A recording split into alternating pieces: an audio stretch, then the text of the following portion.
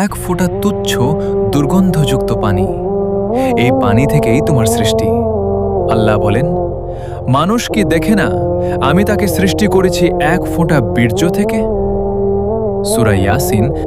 যে মানুষ একসময় কিছুই ছিল না, আজ সে কিসের এত অহংকার করে?